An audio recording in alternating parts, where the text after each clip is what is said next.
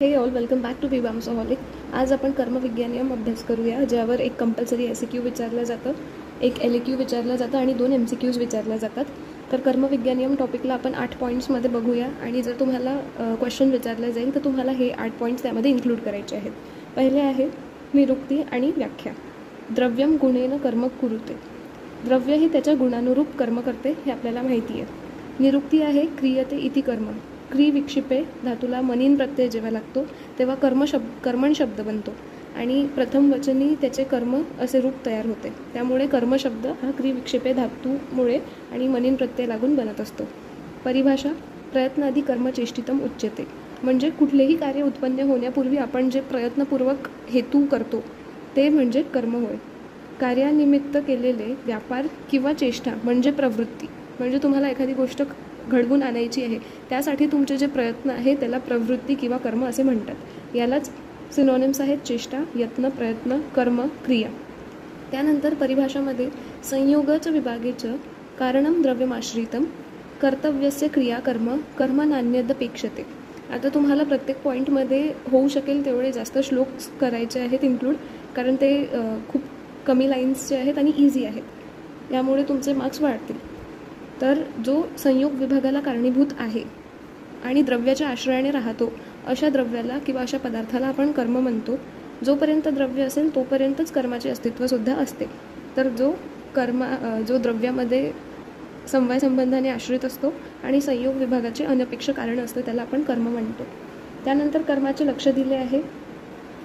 एक द्रव्यम अगुणम संयोग विभागेषु अनपेक्ष कारणम इति कर्म लक्षणम. कर्माच्या लक्षणामध्ये पहिलं पॉईंट आहे की जो एक द्रव्यवाला आहे अनेक द्रव्यात आश्रित नसतो. कुठलाही एक कर्म एका द्रव्यामध्ये आश्रित असतो. कर्म गुणरहित आहे. म्हणजे कर्म केवळ द्रव्यात असतो, त्याला कुठलंही गुण रिस्पॉन्सिबल नाही आहे. आणि संयोग विभागाला जो अनपेक्ष कारण आहे म्हणजे संयोग होत आहे किंवा विभाग होत आहे ह्यासाठी जे रिस्पॉन्सिबल आहे त्याला कर्म म्हटले जाते. तर एक द्रव्य, अगुणम आणि संयोग विभागेषु अनपेक्ष कारणम हे त्याचे 3 लक्षणे आहेत. त्यानंतर 5वं पॉईंट आहे आपला प्रकार. कर्माचे 2 प्रकार सांगितलेले आहेत, लौकिक आणि अलौकिक. लौकिक म्हणजे काय? एहलौकिक. त्यामध्ये परत 5 प्रकार घडतात. अलौकिक म्हणजे पारलौकिक किंवा आध्यात्मिक. त्याच्यात 2 शुभ अशुभ असे प्रकार घडतात. तर लौकिक कर्माचे उत्क्षेपण, प्रसारण, अपक्षेपण, गमन, आकुंचन असे प्रकार पडतात. उत्क्षेपण म्हणजे काय? अपवर्ड दिशेने असलेले, जसं की एक्झाम्पल आहे वमन.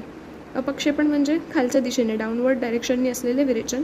प्रसारण म्हणजे एक्सपान्शन, जसं की हृदयाचे आणि स्नायूचे प्रसारण होणे. आकुंचन म्हणजे कॉन्ट्रॅक्शन, तेच हृदयाचे आणि स्नायूचे आकुंचन होणे. आणि गमन म्हणजे लोकोमोशन.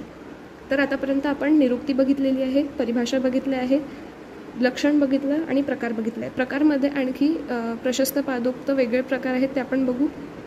प्रशस्त पादांनी कर्माचे 3 प्रकार सांगितले आहे, सत, असत आणि अप्रत्यय.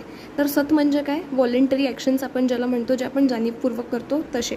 असत म्हणजे इनव्हॉलेंटरी ॲक्शन्स जे आपण जाणीवपूर्वक करत नाही. आता उन्मेष आणि निमेष हे आपण व्हॉलेंटरीली करतो, पण आपल्या हृदयाची जी गती आहे, हृदयाचे जे ठोके आहेत ते इनव्हॉलेंटरी असतात, असत असतात.